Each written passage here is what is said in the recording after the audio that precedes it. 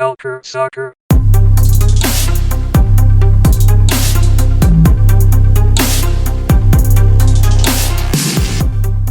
Bonsoir et bienvenue à ce nouvel épisode de CS à l'érable, le podcast qui est fait juste pour le soccer canadien. Il est attribué, il est à 100% réservé pour le soccer canadien. Comme d'habitude, un de vos animateurs, Adi Raphaël. Puis cette semaine, je suis rejoint par mon ami Alex Rupert. Salut Alex, ça va bien aujourd'hui? Ça va très bien, toi? Oui, ça va, ça va. Ben écoute, merci beaucoup d'être ici. J'aimerais mentionner à tous nos auditeurs, nos fidèles auditeurs, que Daniel Cameron n'a pas quitté le projet du tout. C'est juste qu'il prend une semaine où il est un peu plus occupé, où il ne pouvait pas venir faire l'épisode avec nous, avec moi. Mais on a un excellent remplaçant en Alex Rupert et on va pouvoir parler de tout ce qu'il connaît parce qu'il a préparé de très très beaux sujets. Il a fait beaucoup de recherches et ainsi de suite. Puis on va en parler bien évidemment. Donc on revient un peu sur l'actualité de ce qui s'est passé ici au soccer, en soccer canadien. La première chose, c'est qu'il y a eu un premier état de fait où le Valor FC a sorti ces chiffres de la saison. Donc, les chiffres de la saison du Valor FC, donc les chiffres financiers, donc voir combien ils ont perdu d'argent, et ainsi de suite. Puis, il y a eu un rapport qui a dit que le Valor FC a essuyé malheureusement des pertes. On s'y attendait. Je pense que tout le monde s'y attend que les premières années, il faut avoir des pertes. Ben, il va y avoir des pertes. Par contre, moi, je m'attendais, et je pense la plupart du monde autour de ça qui gravite autour de la CanPL, penser que les déficits allaient être quand même assez gros. Finalement, le déficit est aux alentours de 219 000 $ canadiens, ce qui, selon moi, n'est pas un aussi grand déficit que ça, n'est-ce pas, Alex? Est-ce que tu es d'accord avec moi? Tout à fait. Surtout quand la Ligue est à l'état de projet. Tu avais beaucoup de journalistes, même ici ou ailleurs, qui doutaient de sa viabilité. Puis, la plupart du monde s'imaginait qu'on aurait des pertes de millions de dollars parce que si on fait juste penser à ce que la MLS a dû endurer avant de devenir on peut dire la MLS 2.0 avec Beckham. Mais avant ça, la MLS était en danger, elle perdait des millions à droite et à gauche. Fait qu'il y a beaucoup de monde qui pensait, regardez, dans un contexte canadien, avec un pays aussi grand que le nôtre, le voyagement, puis ils sont pas vraiment à la télé, les équipes vont perdre des millions et millions et millions. Puis je pense on s'est fait dire ça tellement souvent qu'on était comme mentalement préparé. Ils vont perdre 3, 4, 5 millions par année jusqu'à ce que ça commence à stabiliser. Mais surprise, je m'attendais, je pense que tout le monde est surpris que c'est juste ça, ils ont perdu. Puis, sur le 219 000 $ canadiens, il y a des rumeurs qui disent que tu as des clubs en Europe qui veulent mettre la main sur Tyler Attardo, le jeune de 18 ans. T'imagines s'ils l'avaient vendu pour 6 chiffres? Ouais. Ça voudrait dire que leur déficit aurait pu fondre de moitié, juste avec une vente. Puis, moi, je suis jusqu'à maintenant, je suis encore vraiment surpris. Puis, ça nous a comme donné un aperçu de comment c'est géré. Comme on voit que les dépenses totales pour le club, c'est 3 millions de dollars. Puis, les revenus étaient de environ 2,7 millions. Fait qu'une perte de 211 000 environ.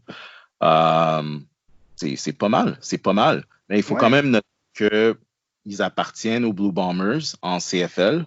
Puis, les Blue Bombers là, ont prêté 500 000 $ à Valor pour partir leurs opérations. Puis, les Blue Bombers, juste pour le montrer, parce que c'était dans leur rapport financier, ils ont quand même essuyé un profit de 3,5 millions en 2019 en profit. Alors, c'est bien. Donc, c'est une très, très bonne nouvelle de voir que les Blue Bombers sont profitables. Ça, c'est une bonne chose. J'aimerais juste mentionner que tu as parlé de Tyler Attardo, juste pour rappeler à nos auditeurs, il a été transféré à un club de deuxième division chilienne, Fernandez Vial. On en avait parlé ici sur CS à l'érable. Par contre, il y avait beaucoup de rumeurs qui disaient que c'était un certain montage financier et que, en fait, il devrait être revendu après coup à un club européen en ayant une certaine plus-value qui serait transférée à Valor. En tout cas, il y a comme une sorte d'intermédiaire. Vous savez, c'est un peu louche ce qui se passe des fois dans le soccer. Puis j'ai comme l'impression qu'il y a comme un stratagème qui est assez bizarre avec cette transaction-là. Parce que je comprends pas pourquoi Atardo partirait jouer dans un club de deuxième division chilienne. Je trouve ça un peu bizarre. Un peu nébuleux. Ouais. Mais au final, je pense que Valor risque de faire une petite somme supplémentaire. C'est ça. Une plus-value, un pourcentage sur la revente de Atardo qui est vendu du club chilien à quelqu'un d'autre. Donc, c'est sûr qu'ils auront un petit pourcentage. Sinon, je comprendrais pas trop ça, à part si le club chilien, je sais pas, a mis une grosse somme d'argent sur Atardo. Sinon, je pense que si jamais il y avait une grosse somme, on aurait entendu parler de ça. Mais on n'a pas entendu parler de chiffres. Donc, on verra par rapport à ça. Je pense, Alex, que tu voulais nous parler aussi un peu des autres clubs, donc un peu de spéculation, un peu de recherche et ainsi de suite sur chacun des clubs. Donc, j'aimerais que tu me parles un peu des recherches que tu as faites sur chacun des clubs de la CanPL. On est en train de parler, bien évidemment, des 7 clubs qui ont joué en 2019, donc pour la première saison de la Ligue. Vu qu'on a déjà parlé de Valor, il en reste 6. Donc, parle-moi un peu de ce que tu penses. On va commencer, bien évidemment, par le champion. Donc, le champion Forge FC, le champion pas de la saison, mais le champion de la finale, qui est Forge FC. Est-ce que tu peux nous parler un peu de ce que tu penses et des recherches que tu as fait de Forge FC du point de vue financier? Surtout, il y a beaucoup de monde qui risque de tomber dans le piège, puis avant qu'on fasse la recherche, il y a beaucoup de monde qui pourrait dire, si Valor ont perdu seulement 211 000, ça veut dire que tel club a fait beaucoup plus d'argent ou beaucoup moins d'argent. Mais il y a seulement le seul club qui se compare vraiment à Valor, c'est Forge. Parce que comme Valor, Forge ont le même propriétaire, Bob Young.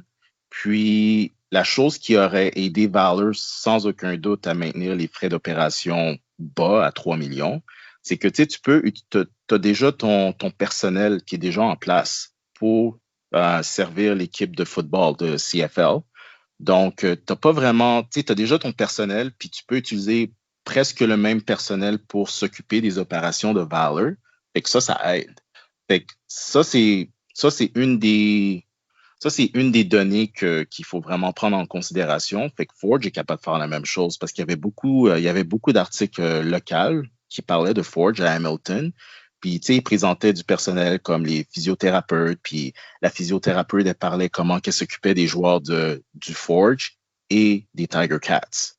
Fait que c'est bon de commencer par Forge parce qu'ils ont une structure quand même assez similaire. Donc, les deux compagnies mères possèdent les deux clubs.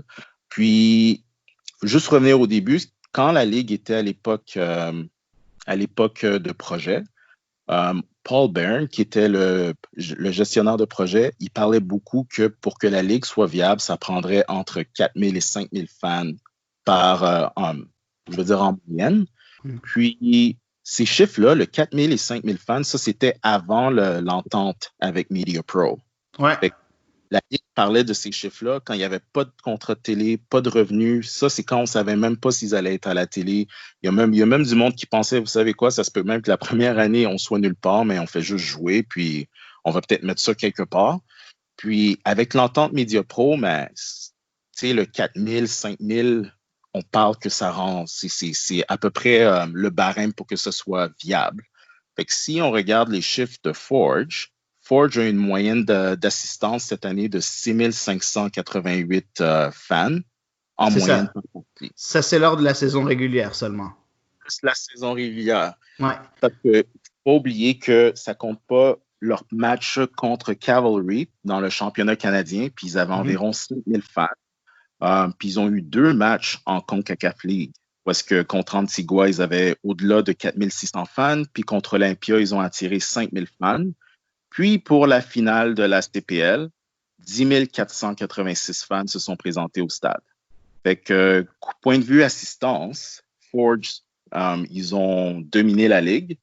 Puis, il y a aussi d'autres points qui pourraient pointer vers le fait que Forge, à mon avis, a été profitable dès leur première année. la vente de Tristan Borges. Bien évidemment, la vente de Tristan Borges. Il ne faut pas oublier aussi que là, on est en train de parler d'assistance, mais il y a aussi tout ce qui est à vendre autour du stade aussi. Hein? Donc, la bouffe, la bière, tout ça, il y a des profits là-dessus à faire aussi. Donc, oui, il y a des profits pour les revendeurs, mais il y a des profits pour eux aussi en tant qu'organisation. Donc, ça, c'est aussi quelque chose d'intéressant, n'est-ce pas? Oui, et surtout les sponsors qui entourent l'équipe. Voilà. Puis on parle pour la revente de Tristan Borges, la Ligue a rapporté que ça se rapportait entre 300 et 500 000 $. C'est considérable. C'est pas peu du tout. Fait que moi, à mon avis, Forge a fait de l'argent.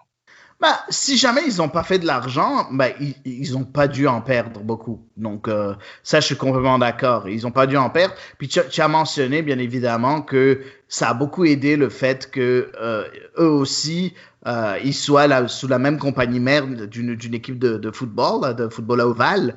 Donc, du côté de Forge, c'est les Ticats de Hamilton, qui sont les propriétaires aussi de Forge FC. Donc, c'est un peu la même chose que le Valor, où tu as les Blue Bombers avec Valor FC. Donc, ça, je pense que ça les aide beaucoup.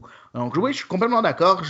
C'est sûr, je veux pas non plus qu'on pense qu'on a la science infuse et on a des informations que les autres n'ont pas. On est juste en train de spéculer, mais ça a l'air, selon ce qu'on voit, ce que Valor a décrit, ce serait quand même assez logique de penser que Forge FC aurait fait plus, de par le fait qu'ils ont une assistance moyenne beaucoup plus élevée. Valor, en saison régulière, ils ont juste 5 335, ce qui est quand même beaucoup. Par contre, Forge a 6 588, en plus des matchs que Alex a mentionné un peu plus tôt.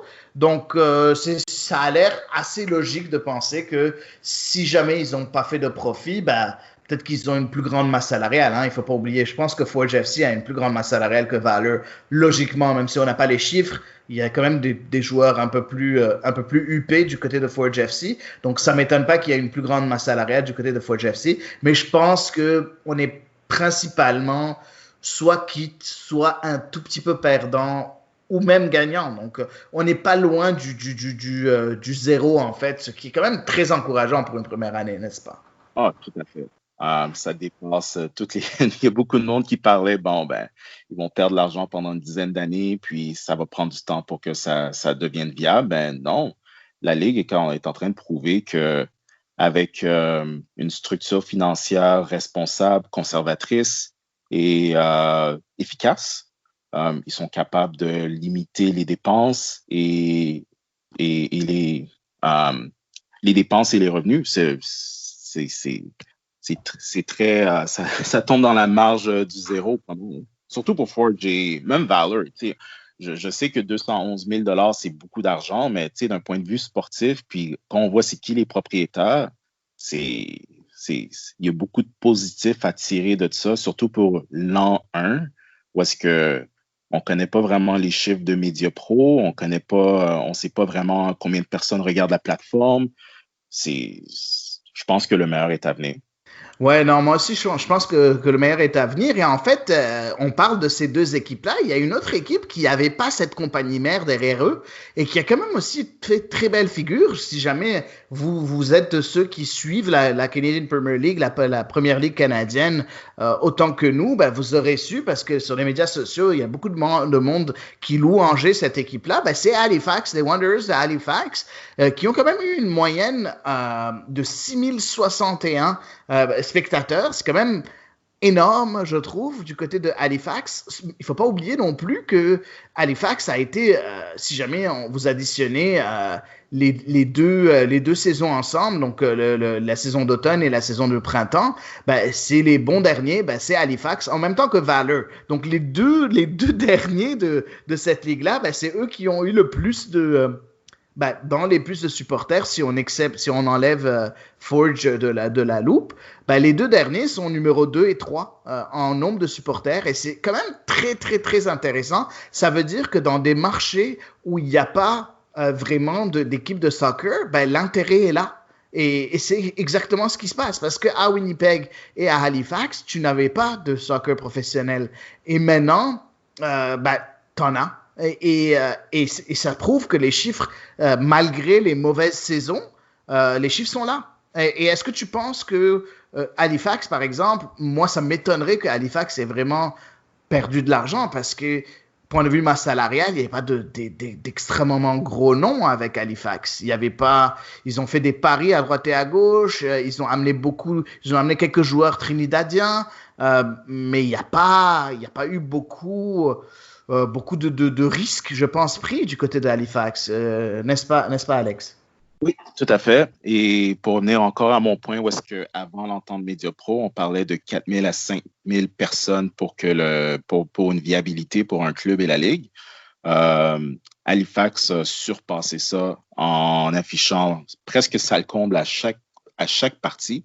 Puis il y a même des données très intéressantes où est-ce que même en championnat canadien, parce que dans la première ronde, ils affrontaient les champions de l'Ontario, l'équipe de Vaughan. Vaughan FC. Oui. Et ils ont eu une assistance de 5 532 personnes qui se sont déplacées pour regarder Halifax jouer contre un club de Division 3. C'est fou. Vaughan Azzurri. Excuse-moi, je cherchais le nom du club. C'est Vaughan Azzurri. Oui, non, tu as complètement raison. En plus, juste pour préciser, parce que tu as dit qu'il y a presque salle comble, je vous ai donné un peu la moyenne d'assistance de Halifax, qui est de 6061. Ben, la capacité du stade des Wanderers Ground est de 6200. Donc, c'est quand même très, très proche d'avoir fait salle comble à chaque match, comme tu l'as dit. Oui. Fait que pour moi, si tu surpasses de beaucoup le minimum que la Ligue se donnait avant l'entente Mediapro, tu as au moins fini, moi, je pense qu'ils ont été un peu profitables, mais au moins, ils ont atteint au moins quitte. Ouais, c'est ça. Au moins quitte, si c'est pas quitte, une petite perte qui est assez négligeable, je pense. À ce niveau-là, hein, je dis pas que quand on dit une perte de 211 000 dollars, c'est sûr qu'on parle pas d'un niveau personnel. On parle d'un club et d'une entité, d'une organisation, ce qui est pas beaucoup à cette échelle-là. Après, moi, personnellement, si je suis endetté de 211 000 dollars, ben, je serais parti me suicider quelque part parce que c'est quand même beaucoup. Mais juste pour prendre les choses avec bien évidemment, il faut voir les choses d'une manière un peu différente en parlant d'une entreprise, bien évidemment. Je ne sais pas si tu as quelque chose à ajouter du point de vue de Halifax ou on passe à la prochaine équipe. Oui, pour Halifax, il y avait aussi la ronde suivante contre Valor. Ils avaient eu 3 852 fans.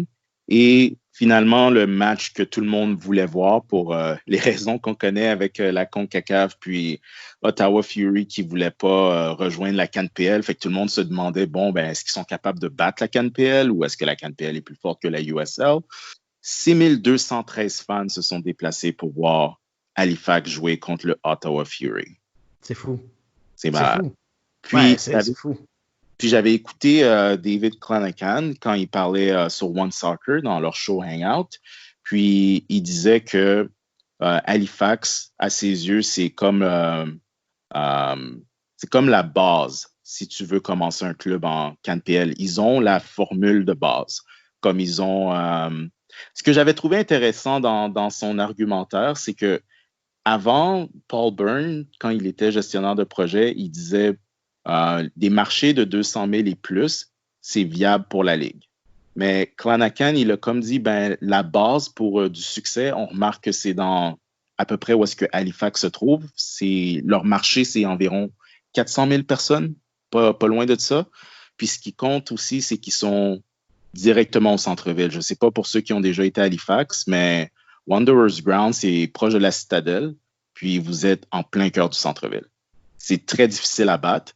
Puis, pour ce qui est des sponsors, c'est pas juste Halifax, c'est la province en entier qui sont en amour avec ce club-là. Les médias sont à 100% là-dedans. Puis, je pense qu'ils ont des partenariats avec des compagnies de bières où est-ce que tu peux même acheter des bières Wanderers. Puis, regarde, c'est comme ça que tu fais. C'est parce que si tu regardes un club comme Cavalry non seulement ils sont pas au centre-ville de Calgary, mais ils sont genre à la limite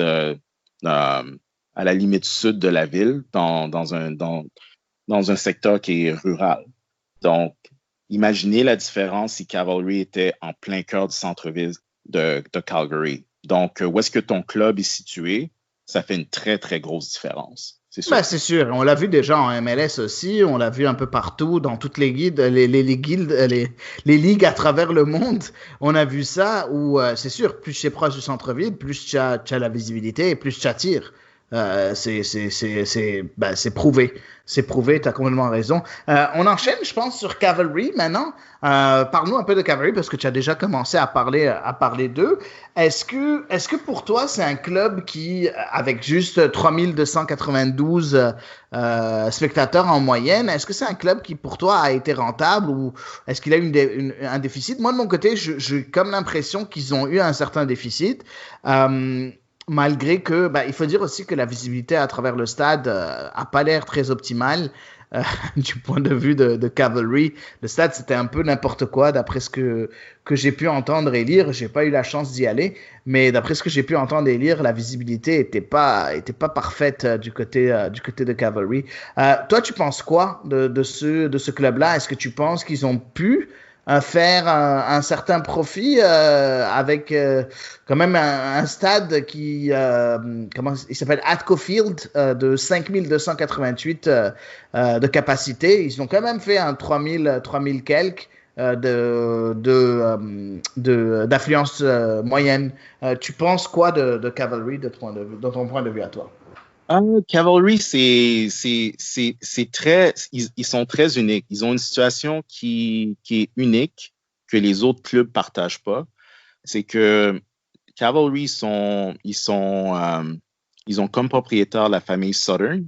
La famille Southern, c'est une des familles les plus riches au Canada. Leur valeur, c'est des milliards de dollars.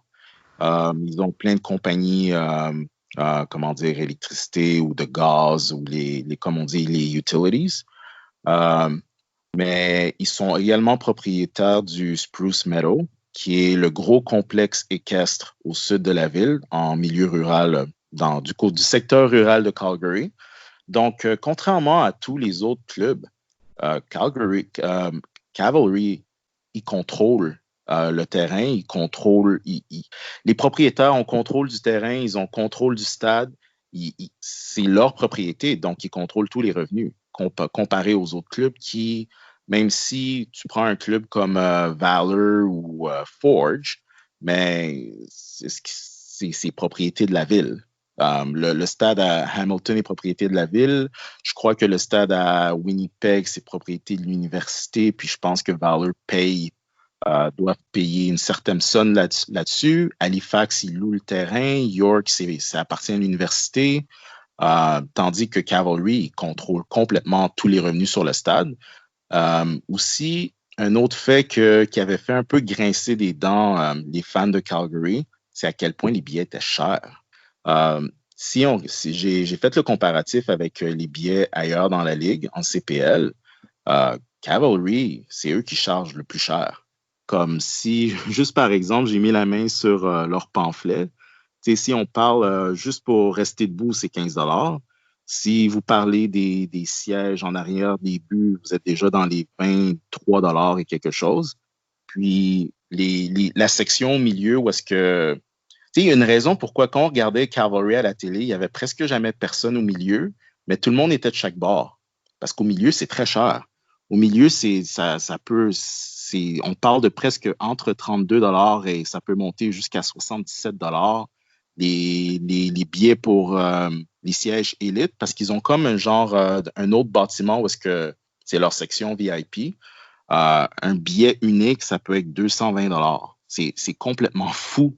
Puis, je me rappelle, les partisans de Cavalry, ils imploraient le club de baisser les prix parce qu'ils disaient, ben voyons donc, vous allez attirer personne, vous êtes loin du centre-ville, vos billets sont chers. Puis, pour avoir été à l'Impact de Montréal puis au Toronto FC, c'est voir qu'il y a des sections du stade de Cavalry qui sont plus chères que le TFC ou à BMO Field, j'en venais pas. J'étais comme, wow. OK, vous voulez le titre de Division 1, vous allez charger comme une Division 1, OK. Fait que quand on regarde l'assistance, en moyenne, c'est 3291. Fait que c'est bien en dessous du 4000 avant l'entente Media Pro. Sauf que quand on regarde de plus près le parcours de cette équipe-là pendant la saison, ils ont quand même eu un long parcours en championnat canadien. Fait que la première ronde, ils ont affronté Pacific, puis ils ont attiré 3000 fans. Mais ça a commencé à augmenter. Après, ils ont affronté Forge. Ils ont attiré 4000 fans. Quand les Whitecaps de Vancouver sont venus à Calgary, c'était 5129 fans. Puis, en demi-finale du championnat canadien contre Montréal, c'est 5633 fans qui sont venus. Puis, pour la finale de la CPL contre Forge, 5831.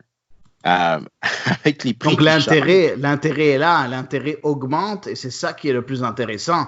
C'est qu'il y a un intérêt qui est en train de monter au fur et à mesure que le Cavalry amène des résultats. Puis on connaît la structure du Cavalry. Ce que moi j'aime beaucoup, c'est qu'il y a cette affiliation, et on en a parlé plusieurs fois sur CSL Rap, il y a cette affiliation avec les Foothills qui fait en sorte qu'il y a une certaine continuité, qu'il y a des joueurs qui passent des Foothills directement à Cavalry. Puis on a comme l'impression qu'il y a un groupe qui commence à se former dès la première année, qui commence à se former. En fait, il a été formé depuis les Foothills. Et c'est ça qui est très intéressant. Et la plupart des joueurs, des grosses pioches, ceux qui ont vraiment performé en 2019, ils ont re-signé pour 2020. Et c'est ça qui est très intéressant. Donc, ça veut dire que garder des joueurs, des fois, c'est peut-être mieux que d'en recruter. Donc, c'est possible que l'intérêt, il augmente encore juste parce que ils ont réussi à garder ces joueurs-là. On parle de Marco Carducci qui a déjà été sélectionné en équipe nationale canadienne. Donc, bref, c'est quelque chose qui peut être intéressant aussi pour le futur. Mais je suis d'accord avec toi que le fait de voir que l'affluence commence à vraiment augmenter au fur et à mesure de la saison. Les matchs importants, l'affluence est beaucoup plus grande.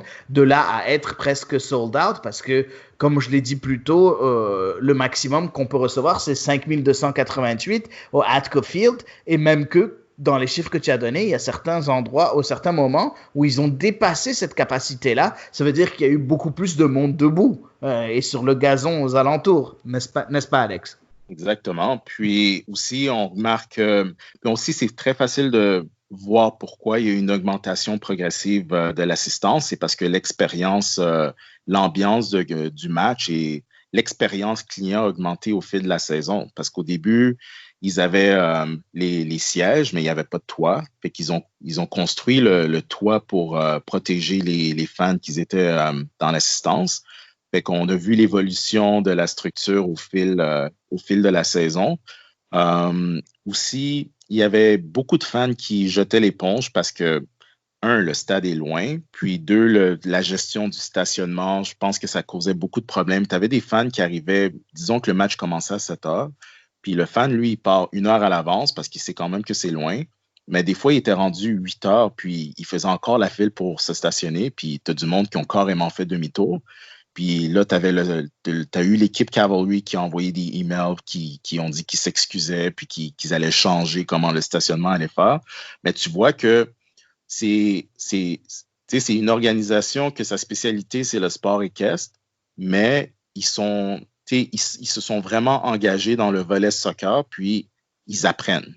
Puis je me rappelle quand Montréal était venu, puis il y avait eu la critique sur les lumières, puis l'état du gazon. Mais eux, ils ont pris ça à cœur puis ils essaient de faire mieux. Tu vois que l'engagement de la famille Southern est vraiment là. Puis c'est comme que David Clonachan disait, le club va aller aussi loin que l'ambition de la famille Southern.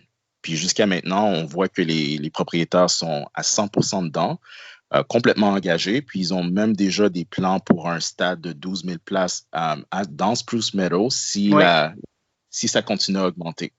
Effectivement, ça a l'air que c'est ça. Et en fait, il faut qu'il y ait la volonté des investisseurs. Et c'est ce que David Clonachan a dit, c'est quand la saison a commencé, il a dit, avant que la saison a été annoncée 2019, il a dit comme quoi on a parlé à des investisseurs et on a des investisseurs qui sont sérieux et qui ont la volonté de faire grandir ce sport-là. Et c'est ça qui est important. Et voir ce genre de plan, juste après une seule saison, ce genre de plan où ils veulent avoir un stade de 12 000 places. 12 000 places, c'est pas petit, hein. C'est un bon stade pour un club qui qui a sa première année d'existence. Donc, juste penser à un stade de 12 000 places, c'est quand même assez bien, avec des futurs, bien évidemment. Je suis sûr que quand ils vont construire un stade de 12 000 places, il y aura sûrement un moyen de pouvoir l'agrandir et l'agrandir. Donc, c'est comme ça quelque chose de très intéressant. Donc, je suis d'accord avec toi, ça a l'air assez encourageant du côté de Cavalry. On passe au prochain club, le prochain club de CanPL. Et on va parler cette fois-ci du Pacific FC. Pacific FC qui, selon, je vais pas m'en échapper, mais je l'ai dit au début de la saison 2019, pour moi c'était le favori pour le titre, avant que la saison commence, parce que je voyais beaucoup de noms qui avaient l'air vraiment bons. Donc on avait de Marcel de Jong, on avait beaucoup de joueurs qui ont de l'expérience à l'international et beaucoup de Canadiens qui étaient très proches de l'équipe nationale aussi. Malheureusement, ça ne s'est pas passé comme ça parce que Pacific a quand même joué avec une très, très, très jeune équipe. Je pense que c'est ça. Puis la blessure de Marcel de Jong n'a pas aidé du point de vue leadership, je pense. Tu penses quoi de Pacific FC? Est-ce que tu penses que le fait d'avoir, je suppose que Marcel de Jong puis Marcus Haber et ce genre de joueurs-là, ils n'ont pas coûté $1,50, hein, ils ont dû coûter un bon salaire. Est-ce que ou bien même des joueurs comme Victor Blasco aussi, je pense pas qu'il a accepté un salaire assez bas. Est-ce que tu penses que si Pacific FC a été profitable ou a fait un déficit négligeable, ou est-ce que tu penses que c'est quand même un club qui va essuyer un gros déficit cette année? Moi, je pense que Pacific ont perdu de l'argent. Ouais, moi aussi. Ça a été difficile pour eux, mais c'était un peu malgré eux parce qu'il ne faut pas oublier que quand on a une saison à 7 équipes, puis je pense que la Ligue, on va se l'avouer, s'attendait à commencer à 8 équipes, mais le Ottawa Fury avait décidé de prendre un autre chemin. Ça a comme changé l'horaire, puis ça a fait très mal à Pacific d'être obligé de jouer les mercredis.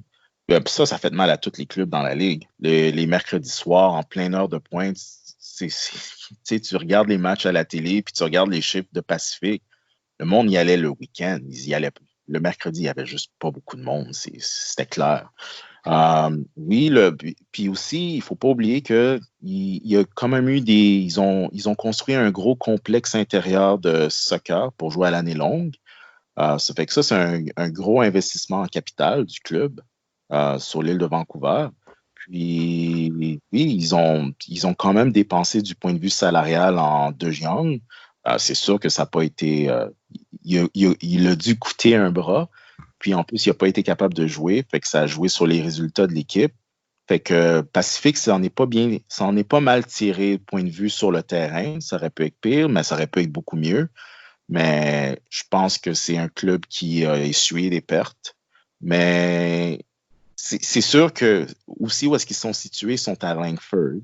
Fait que c'est en banlieue de Victoria. Fait que moi, je pense que si le club était basé à Victoria, l'assistance aurait été beaucoup plus haute. Puis j'ai vu beaucoup de commentaires de fans dans la région qui disaient « Ouais, tu sais, on aime bien aller voir Pacific, mais tu sais, un mercredi soir, c'est difficile. » Pendant que s'ils étaient à Victoria, mais ça aurait été beaucoup plus facile pour eux. Mais je pense que ils ont quand même un engagement vers Langford, puis surtout la ville de Langford, ils tenaient absolument avoir un club de CPL parce que la croissance démographique à Langford est fulgurante. Donc, mettre la main sur un club de CanPL, ça aide. Mais je pense qu'ils ont perdu de l'argent, en effet. Ouais, moi aussi, je pense qu'ils ont dû perdre de l'argent. Mais par contre, comme tu l'as dit, je pense pas que c'est un club qui va continuer à perdre de l'argent parce que il y a des plans. Il y a aussi, ça a l'air qu'il y a cette volonté de vouloir s'améliorer aussi de ce point de vue-là. Déjà, je pense que sportivement, ça va beaucoup évoluer l'année prochaine. Je sais pas pourquoi, mais j'ai comme une bonne, l'année prochaine, la prochaine saison, s'il y en a une en 2020, c'est parfait. Sinon, ce sera en 2021. Je pense que Pacific FC a compris très vite les erreurs qu'ils ont fait Et je pense qu'ils vont en apprendre assez vite. Puis l'intérêt va augmenter avec des résultats. Comme partout, comme dans n'importe quelle équipe sportive, dès qu'il y a des résultats, il y a beaucoup plus d'intérêt. Puis c'est en ayant cet intérêt-là, tu vas à un match, tu tombes en amour, puis là tu deviens un supporter, puis tu sais, tout commence par là. Les résultats sont extrêmement importants pour des équipes, tandis qu'il y en a d'autres comme Halifax ou Valor qui automatiquement ils ont des supporters. Il y a d'autres sortes de marchés comme le marché de Pacific. Mais je suis d'accord avec toi. Je pense qu'ils ont perdu ils ont perdu de l'argent cette fois-ci. Un très beau stade. Puis oui. Le noyau de joueurs, c'est prometteur pour le futur. Le noyau est incroyable. Fait que quand ils vont commencer à vendre les joueurs comme Campbell, Verhoeven et Keating Chung, puis les autres, tu sais, un transfert après l'autre, ça fait du bien au portefeuille. Oui, c'est sûr, c'est sûr. Et on passe au prochain club. On part au prochain club ici de CanPL et on va parler cette fois-ci de York 9 FC. Tu as pensé quoi de cette saison de York 9 FC? Point de vue affluence, c'est celui qui a porté le bonnet d'âne, donc 2668 supporters en moyenne. Une saison, d'après moi, en demi-teinte. Je pense que York 9 s'attendait à faire beaucoup mieux. Par contre, en demi-teinte, je pense pas que tout est négatif parce qu'il y a eu quand même de très belles découvertes. Je pense du côté de York 9. Je sais que si Daniel était là, il aurait sauté sur les deux noms que je répète à chaque podcast. C'est Dia Abzi et Luca Gasparotto qui sont pour moi d'excellents joueurs que j'ai découvert cette année. Est-ce que tu penses que York 9, c'est une équipe qui a perdu beaucoup d'argent? Je suppose que tu vas être d'accord avec moi qu'ils ont perdu de l'argent, mais est-ce que tu penses que c'est quand même c'est l'équipe qui a perdu le plus d'argent dans cette ligue-là ou non? C'est parce que ils ont quand même vendu Emilio Estevez pour pas loin de 100 000 $. Puis il y en a puis d'après des sources, ils disent que il y a même possibilité de bonus puis de plus d'argent à la revente si le club aux Pays-Bas revend Estevez. Donc ça, c'est sûr que ça a aidé. York 9, c'est le club que je connais pas mal mieux parce que j'habite North York, puis ils sont situés à North York. Ils ont perdu de l'argent, oui, parce que les assistants, c'était terrible. Comme je peux te donner un exemple, en championnat canadien, quand ils ont joué contre FC Edmonton, puis ça, c'était un match que j'étais supposé aller voir. Le problème avec York 9, c'est que, tu sais, quand on parle de la région de Toronto, juste pour vous mettre en contexte, imaginez Montréal. C'est comme si tu mets un club de Laval à Montréal-Nord. Puis, tu appelles le club Laval. Tu l'appelles Laval, mais il est à Montréal-Nord. Tout ton marketing est à Laval. Puis, tu fais zéro marketing sur l'île de Montréal. Puis, même si tu ne veux pas jouer dans les plates-bandes de l'Impact de Montréal, tu ne fais même pas la job marketing dans Montréal-Nord. Fait que ce que ça donne, c'est que pour revenir à North York et York, North York, où est-ce que j'habite, c'est presque 850 000 personnes qui habitent à North York. Puis North York, c'est juste un quartier, un des 6 quartiers de Toronto. Je peux te dire avec beaucoup de confiance que au moins 95% de North York savent même pas c'est qui York 9, puis ils savaient même pas qui jouait à l'université York. Personne savait. Oh, wow. Est-ce que tu penses donc que si je comprends bien, c'est une grosse erreur en marketing? Incroyable erreur. Puis surtout le match que je voulais aller voir, le FC Edmonton en championnat canadien, il y avait seulement 728 billets vendus. Oh, wow. OK, ça, c'est mauvais, ça. Donc, ils ont besoin d'engager une personne qui s'y connaît en marketing. Pour ceux qui nous écoutent, si jamais vous avez ces aptitudes-là, n'hésitez pas à aller appliquer à York 9 pour leur dire que vous avez un plan marketing pour eux. Est-ce que tu penses que c'est grave le montant d'argent qu'ils ont perdu? Parce qu'on s'entend, hein, ils ont été perdants cette année. Oui, parce que il y a plein de jours, malgré que si tu regardes tout ce qui aurait dû fonctionner pour eux, comme où est-ce qu'ils sont situés, ils sont directement au-dessus d'une station de métro. Le stade de l'Université York, c'est un beau stade. Tu as 850 000 personnes, presque au moins 1,4 million de personnes autour de toi. Tu as juste besoin d'attirer 5000 personnes sur 1,2 million ou plus pour être rentable. Mais ce qui a vraiment joué contre eux, c'est les matchs les mercredis. Ça, c'est clair que surtout avec l'heure de pointe à Toronto, il n'y a personne qui va se rendre au stade un mercredi soir à North York. Puis l'autre chose, c'est qu'ils jouaient tous les samedis. Fait que tu avais beaucoup de fans du Toronto FC que, oui, ils voulaient venir voir York 9, mais si tu joues en même temps que TFC, ils n'allaient pas venir. Puis c'est pour ça que cette année, si on avait une saison 2020 en CPL, York 9 ont déplacé la majorité de leurs matchs du samedi vers le vendredi soir. Parce qu'ils étaient conscients qu'il y avait beaucoup de fans du Toronto FC qui voulaient venir voir York 9, mais ils ne pouvaient pas. Mais au moins, dorénavant, ils vont être capables de le faire. Puis aussi, ils ont mis dehors le président de York 9 en 2019. Il a été remercié de ses services. Fait qu'ils ont engagé un nouveau consultant qui agit à titre qui gère l'équipe. Fait qu'ils se sont débarrassés de la mascotte. Puis il a dit qu'il allait changer toute son approche marketing, qu'il allait être plus inclusif. Puis, donc, on fait un reset, quoi. On est en train vraiment de repartir un peu à zéro du côté de York 9 et je pense que c'est pas une mauvaise idée parce qu'on a dit beaucoup de ratés. Pas point de vue joueur, pas point de vue parce qu'il y a quand même eu de bons matchs. Il y avait quand même une équipe qui faisait du sens avec Gata, Telfer et ainsi de suite. Mais point de vue marketing, point de vue organisation de l'équipe, ça a l'air qu'ils reprennent à zéro, hein. Ah, pas le choix. Puis, en plus, l'investisseur est vraiment investi dans l'équipe. C'est la famille Baldassara qui est propriétaire de Park Homes. C'est un des plus gros constructeurs de maisons au Canada. Donc,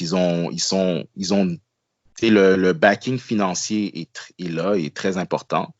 Ils étaient très ambitieux dès le départ. Ils disaient, bon, dans 3 ans, on va construire un stade de soccer, comme les stades de soccer que tu vois en MLS, mais pas aussi gros. Ouais. Là, le nouveau gérant, il a dit, je pense que ça va attendre un peu. On va rester à York University. C'est des bons partenaires. Puis, le jour qu'on va avoir une assistance pour justifier la construction d'un nouveau stade, on fera le déplacement. Mais d'ici là, il s'engage à North York. Puis, je pense que c'est la bonne chose à faire si tu veux. Tu vas doucement. Tu crées en premier l'intérêt. Une fois que l'intérêt est là, là, tu renouvelles l'intérêt en créant un nouveau stade. Oui, c'est logique. C'est logique, selon moi. Et on passe au dernier club. Et moi, je vais te dire très franchement, moi, c'est quelque chose qui m'a beaucoup étonné. C'est Edmonton. FC Edmonton qui est là quand même depuis assez longtemps. Bon, ils ont arrêté leurs opérations pendant 1 an. Et ils ont eu vraiment une moyenne de 2905 spectateurs. Ce que je trouve assez décevant pour un club qui a quand même une certaine histoire. Est-ce que tu penses que c'est le fait d'avoir changé de ligue, de passer de la NASL, la défunte NASL à la CANPL? Il y a peut-être des anciens supporters qui n'ont pas trop aimé l'idée. Est-ce que tu penses que c'est à cause des résultats? Parce que aussi, Edmonton a eu une saison quand même très, très décevante. Nous, on s'attendait à ce que Edmonton, avec le fait que ce soit une organisation qui est quand même bien en place, qui est là depuis plusieurs années, qui est quand même qui connaît un peu le métier, on s'attendait à ce qu'ils se débrouillent beaucoup mieux que ce qu'ils ont fait. Est-ce que tu penses que c'est ça qui a joué et est-ce que tu penses bien évidemment que Edmonton a perdu de l'argent ou est-ce que non, je pense qu'ils s'en sont sortis? Très sincèrement, moi je pense qu'ils ont perdu de l'argent. Ça n'a pas l'air que ça a marché cette année. Ils ont lancé plein de jeunes joueurs, je pense vers la mi-saison, la mi de la deuxième saison, donc la saison d'automne. Mais par contre, je pense que ils auraient pu commencer avec ces jeunes-là dès le début. Hein. Je pense que Edmonton s'est un peu gouré point de vue effectif et marketing. Ça a l'air que ça s'est pas très bien passé non plus. T'en penses quoi toi du côté de Edmonton? Grosse surprise parce que j'aurais même pensé que quand Cavalry viendrait à Edmonton, tout le monde irait voir les matchs parce que il y a une grosse rivalité qui transcende le sport là-bas. Ouais. Mais je pense que c'est l'histoire. Je pense que le monde sont juste brûlés de comment le soccer était dans la ville avant. Oui, on avait la NASL, mais moi, je vais juste te donner mon avis là-dessus. Puis ça, c'est juste mon avis, puis le monde peut être complètement désaccord. On spécule depuis le début de l'épisode. Hein. On a juste donné des faits par rapport à Valor. Puis tout le reste, c'est un peu de la spéculation. C'est ce qu'on pense qui est arrivé. Après, on n'a pas toutes les données. On essaie de se baser sur des données qu'on a. On spécule, on réfléchit. Puis si jamais vous voulez réfléchir, vous aussi, nos auditeurs, vous pourrez toujours réfléchir avec nous. On n'est pas en train de dire qu'on a la science infuse. Il y a peut-être beaucoup de monde qui vont penser qu'on spécule un peu sur rien, sur pas assez de concret. Mais par contre, on spécule quand même parce qu'on trouve ça quand même assez intéressant. Donc, je te laisse aller avec ton avis, Alex. Je vais juste commencer avec la ville, c'est Edmonton. Ouais. Ils ont les Oilers d'Edmonton qui avec Wayne Gretzky puis toute la dynastie qui va avec. T'as les Esquimaux dans le méga stade avec toute l'historique qui va avec. Puis t'as le FC Edmonton dans le stade qui sert pour le football ovale niveau secondaire. Ouais. Moi, je fais le calcul partie de ça. Tu sais, quand t'as grandi dans une ville comme Edmonton, où est-ce que t'as les Oilers, puis les Esquimaux, tu sais, t'as le côté perception.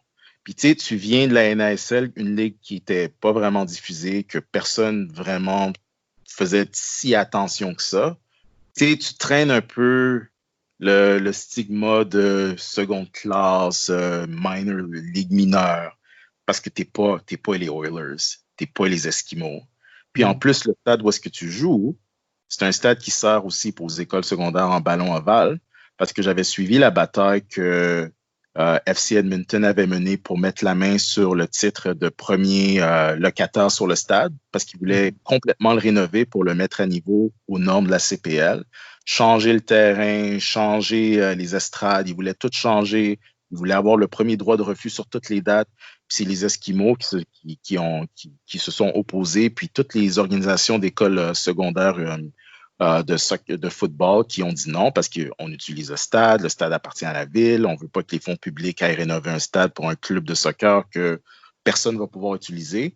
Puis comme Clanacan, il l'a dit, le stade n'est pas à niveau. Je suis désolé, mais le stade n'est pas à niveau CPL. Non. Puis, il a quand même dit que la fondation est là, c'est possible de faire de quoi avec le stade, on pourrait l'agrandir, mais sans que la ville d'Edmonton n'est pas intéressée, parce que eux ils disent, il faut que vous nous montrez que vous êtes capable d'attirer les fans. Dès que votre assistance va monter, mais là, on pensera à augmenter les dépenses pour le stade, faire des rénovations, le mettre à niveau.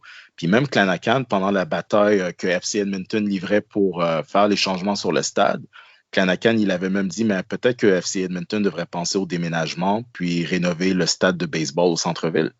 Moi, je pense que c'est une question aussi de perception. Puis oui, la CanPL, c'est Division 1, puis on essaie de devenir une ligue majeure au Canada, mais FC Edmonton, ils doivent casser cette perception-là qu'ils sont vraiment mineurs par rapport aux Oilers. Puis je les blâme pas. Tu sais, t'es habitué aux Oilers, t'es habitué aux Esquimaux, puis t'as FC Edmonton.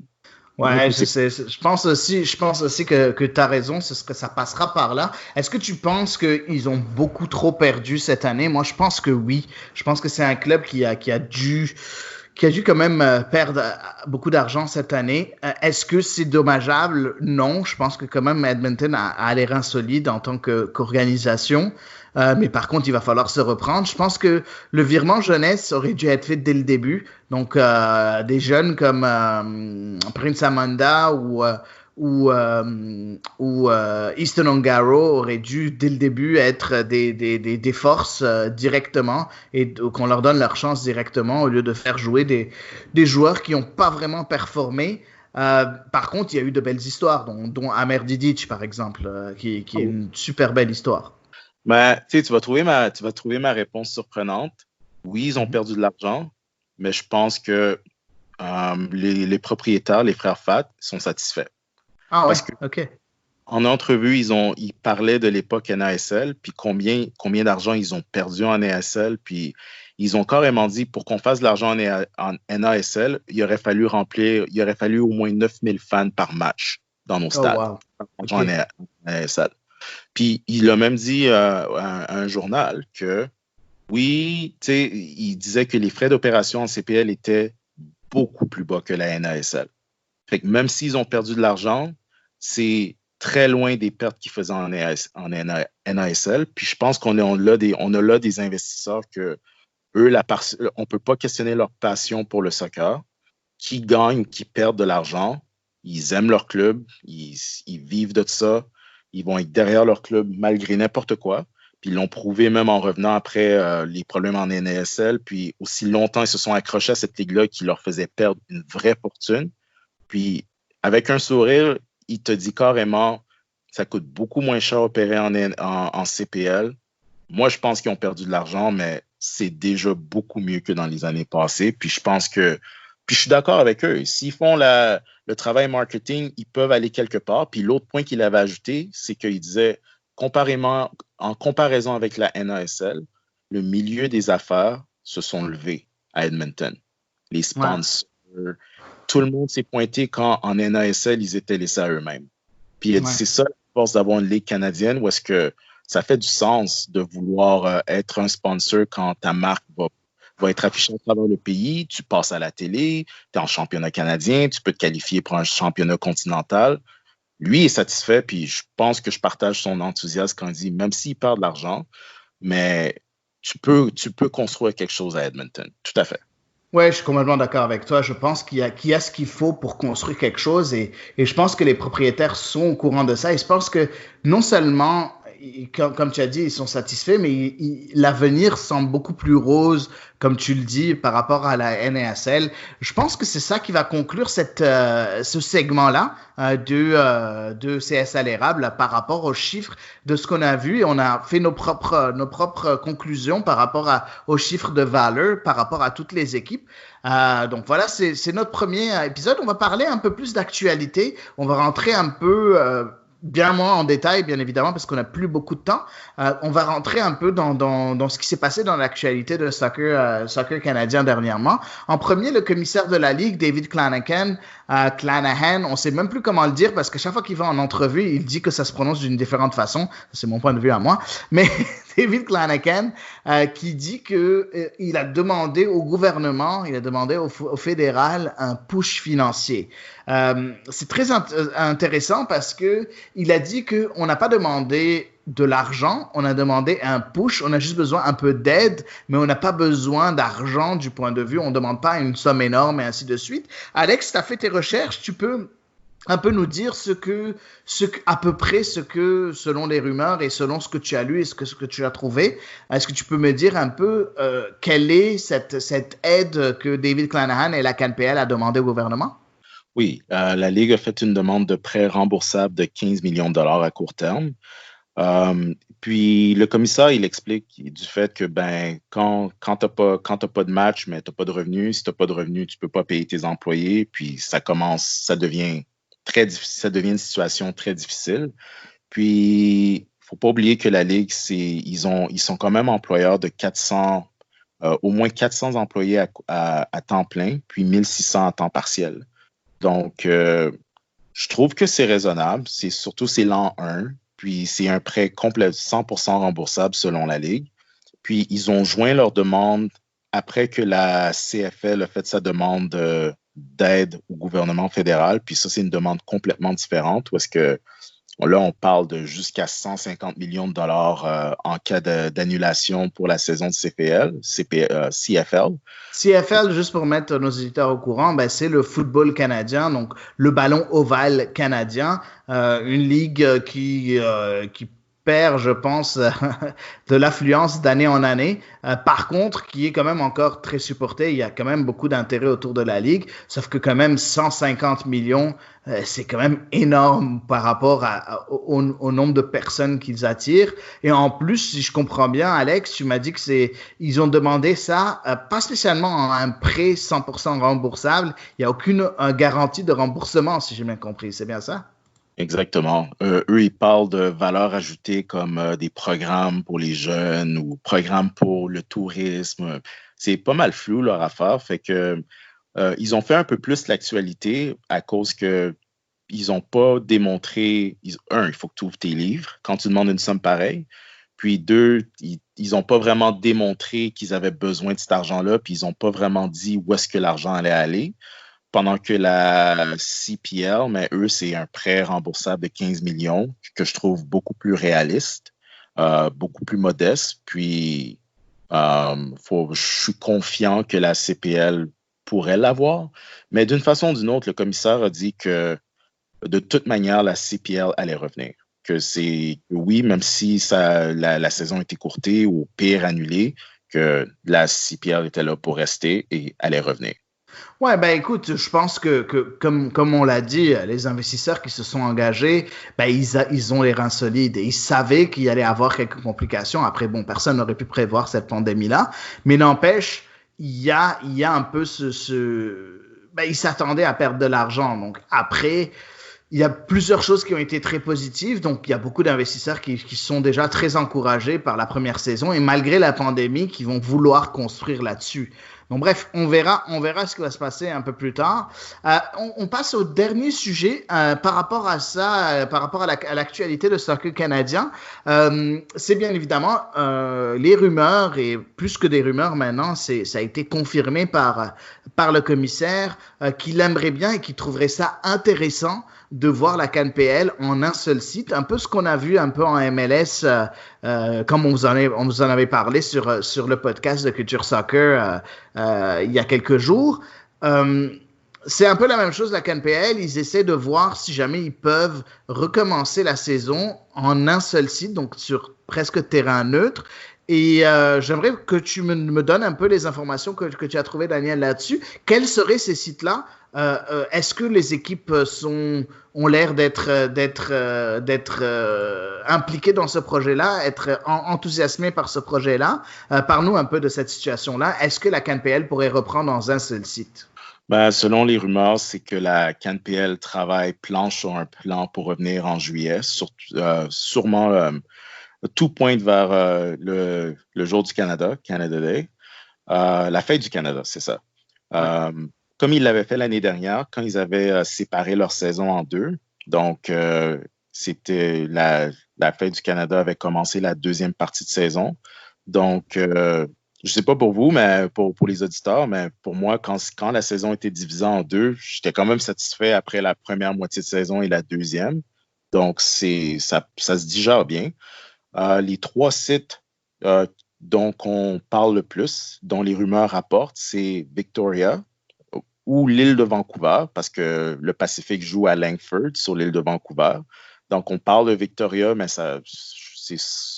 tout pointe vers Langford parce que le stade est là. Il y a Winnipeg et il y a Moncton.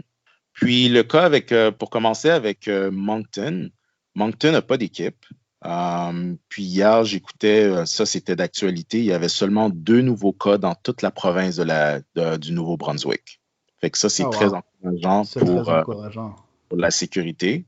Winnipeg, le taux de contamination est parmi les plus bas au Canada. Ils ont seulement 279 cas selon les chiffres en date d'aujourd'hui.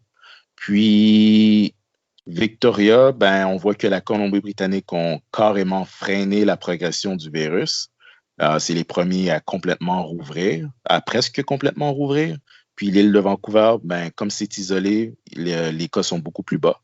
Donc, tu sais, je peux te dire c'est quoi les avantages un peu pour chaque site et c'est quoi qui pourrait déranger. Si on commence avec Victoria, ben ça, c'est sorti de la bouche du commissaire. S'il y a une chose qui l'agace avec le Westhill Stadium à Langford, c'est l'angle caméra télé.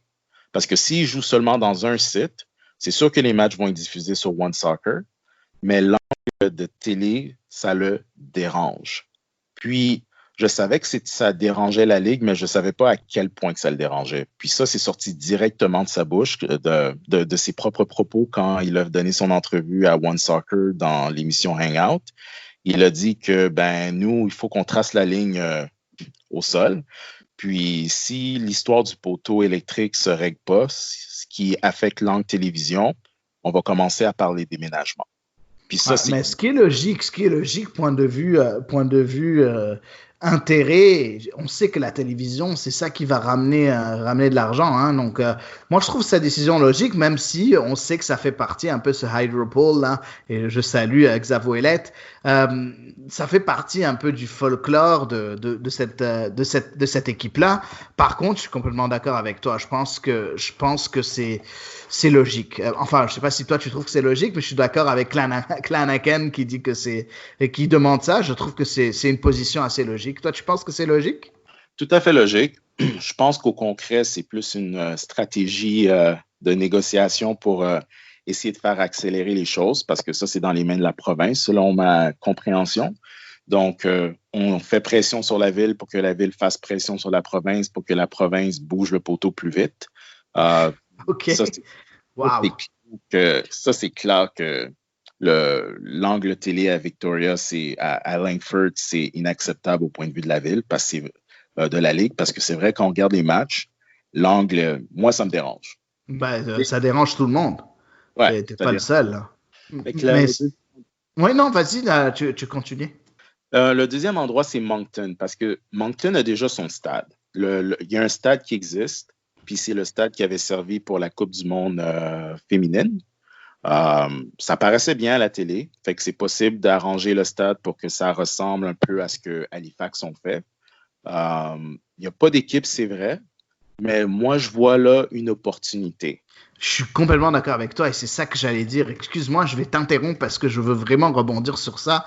J'aime bien cette histoire de vraiment, tu veux faire ça sur un site, choisis un terrain neutre, puis en même temps, tu crées plusieurs choses. Un, c'est un terrain neutre, donc tu vas attirer des curieux, tu vas attirer des groupes de supporters ou des personnes potentielles qui pourraient faire accélérer une sorte de style d'expansion dans un marché qui est inexploité.